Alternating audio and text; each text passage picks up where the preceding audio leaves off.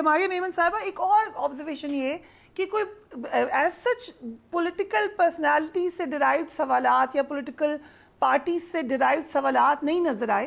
ہمیں simple straight forward constitution کے حوالے سے, آئین کے حوالے سے, ملک کے ڈائریکشن کے حوالے سے سوالات نظر آئے. How do you look at them?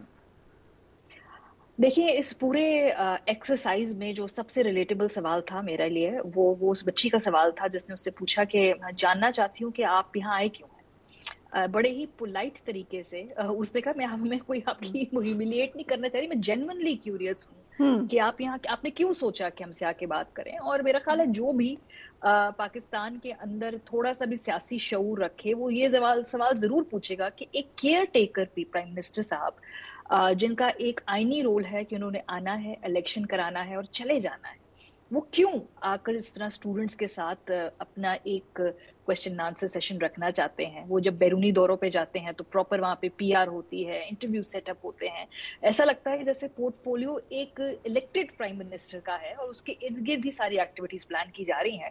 سو ایک کیئر ٹیکر پی ایم کو اس سے پہلے میں نے تو ایٹ لیسٹ کبھی اتنا زیادہ ویجیلنٹ نہیں دیکھا کہ انٹریکٹ کرنا ہے, ینگ لوگوں سے بات کرنی ہے, میڈیا میں انٹرویو دینے ہیں, امریکہ جا کے انٹرویو دینے ہیں, چائنیز میڈیا میں ہمیں کیسے دکھا رہے ہیں, پھر آ کے پریس کانفرنس کر کے بتانا ہے کہ بڑی واہ واہ ہو گئی ہماری.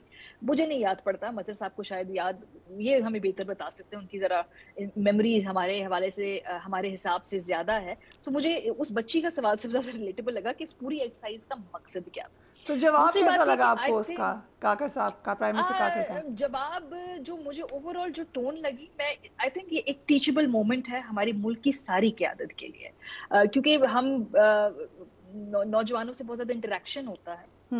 سو اب جو نسل ہے جن زی, جنریشن زی جس کو ہم کہتے ہیں, اب آپ ان سے ایسے بات نہیں کر سکتے کہ جیسے ہم we have better things to do in life, یا ہمیں آپ سے زیادہ پتا ہے, یا ہم آپ سے زیادہ ایکسپیرینسڈ ہیں.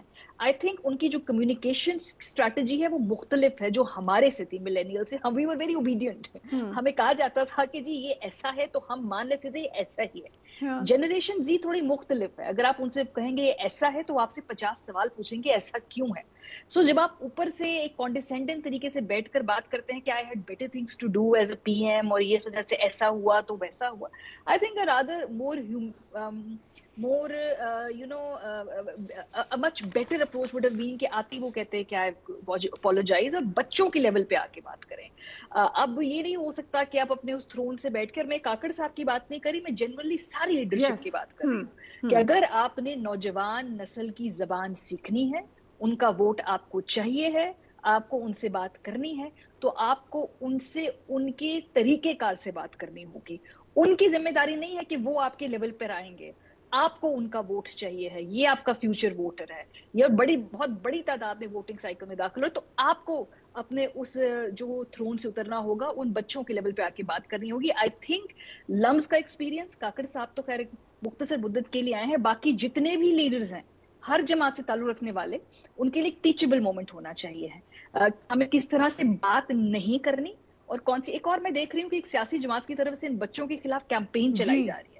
اب جب آپ ان سیاسی جماعت کے لوگوں سے بات کریں کہ کیا ان کی خواہش ہے کہ اربن سٹیز کے اندر وہ ووٹر کو مائل کر سکیں, یہ میری بات ہوتی ہے پی ایم ایل این والوں سے کہ بھئی اگر آپ سمجھتے ہیں کہ تحریک انصاف کا ان شہروں کے اندر بہت زیادہ ایک انگریس ہے, تو آپ کیا آپ انٹرسٹڈ نہیں ہیں, آپ کو سمجھ نہیں آ رہی, آپ کرنا نہیں چاہتے بات, آپ کا ووٹر نہیں ہے, آپ کسی اور ووٹر بریکٹ کو دیکھ رہے ہیں, ان کا نہیں ہم چاہتے ہیں ان سے بات کرنا, لیکن ہمیں سمجھ نہیں آتی ان سے کیسے بات کریں.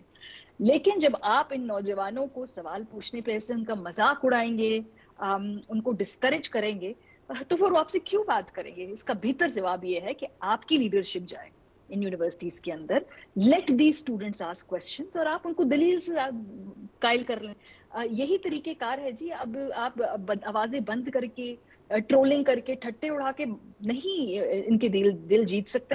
آپ کو پسند آئے یا نہ آئے, یہ جنریشن زی بہت زیادہ پولیٹیکلی ایکٹیو ہے, ان کا جو بھی جھکاؤ ہے اس کو اپنی طرف مائل کرنے کی ذمہ داری آپ کی ہے, اور آپ اس کے لیے کیا کر رہے ہیں یہ آپ کو دیکھنا ہوگا. ماریہ میمن, جو مین کنسرن تھا, ہم نے کل بھی دیکھا لوگوں کا الیکشن کے حوالے سے, کیا اب ہم کہہ سکتے ہیں کہ الیکشن ہونے جا رہے ہیں؟ What do you think?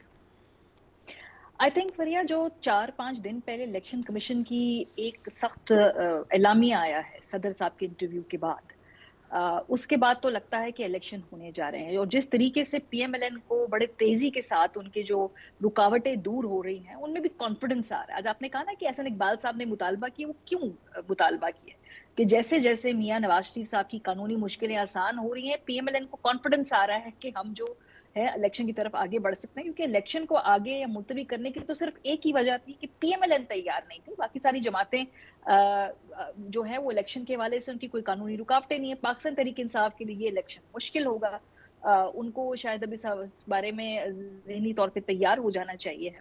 تو مجھے تو لگتا ہے الیکشن وقت پہ ہوگا، اور کچھ اور فیکٹرز بھی ہیں جن کی وجوہات سے مجھے ہمیشہ شروع دن سے لگتا تھا کہ الیکشن وقت پہ ہوگا.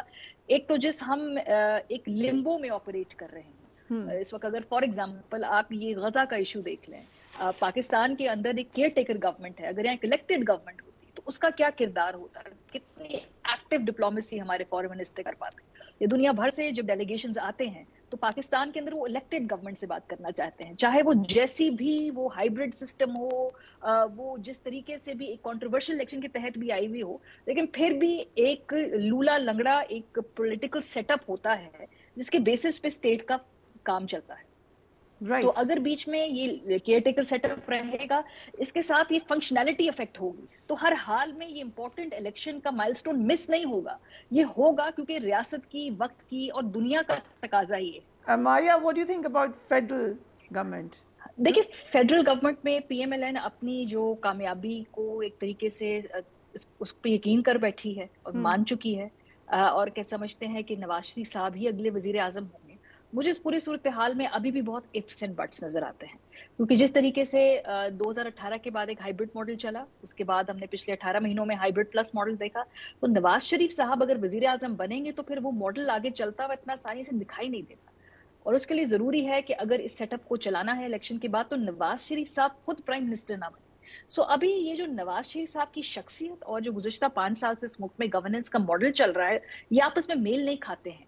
تو یہ رولز آف دا گیم کیا طے کر لیے ہیں نون لیگ نے اور اپنے تمام اسٹیک ہولڈر کے ساتھ مل کے، یہ ابھی ہمیں دیکھنا ہوگا.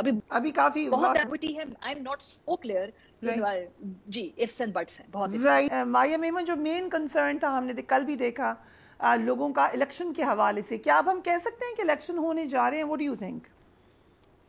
آئی تھنک فریا جو 4-5 دن پہلے الیکشن کمیشن کی ایک سخت اعلامیہ آیا ہے صدر صاحب کے انٹرویو کے بعد، اس کے بعد تو لگتا ہے کہ الیکشن ہونے جا رہے ہیں. اور جس طریقے سے پی ایم ایل این کو بڑے تیزی کے ساتھ ان کے جو رکاوٹیں دور ہو رہی ہیں ان میں بھی کانفیڈنس آ رہا ہے. آج آپ نے کہا نا کہ احسن اقبال صاحب نے مطالبہ کیا، وہ کیوں مطالبہ کیا کہ جیسے جیسے میاں نواز شریف صاحب کی قانونی مشکلیں آسان ہو رہی ہیں، پی ایم ایل این کو کانفیڈنس آ رہا ہے کہ ہم جو ہے الیکشن کی طرف آگے بڑھ سکتے ہیں. کیونکہ الیکشن کو آگے یا ملتوی کرنے کی تو صرف ایک ہی وجہ تھی کہ پی ایم ایل این تیار نہیں تھی، باقی ساری جماعتیں جو ہے وہ الیکشن کے حوالے سے ان کی کوئی قانونی رکاوٹیں نہیں ہے. پاکستان تحریک انصاف کے لیے یہ الیکشن مشکل ہوگا، ان کو شاید ابھی اس بارے میں ذہنی طور پہ تیار ہو جانا چاہیے ہے.